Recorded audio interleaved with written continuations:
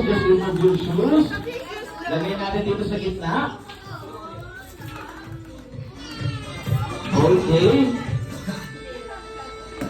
At habang nasa loob ng bahay ni Ronald, ang gusto ni Ronald ay kakanta raw tayo ng kantang Bahay Kubo. Sino nakakalam dito ng kantang Bahay Kubo?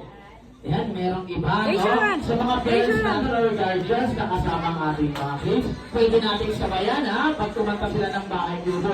At habang kumakanta tayo ng Bahay Kubo, ang gusto ni Ronald ay nakapikit ang ating mga mata at tatakpan gamit ang ating dalawang kamay. Yes, katulad ng ginagawa ni Kuya. Habang kumakanta ng Bahay Kubo. Okay, ready na kayo, kids? Okay, walang machichit, ha? Okay, close your eyes. Okay, parents or guardians, pwede niyo pong samayan ang ating mga kids. Okay, close your eyes.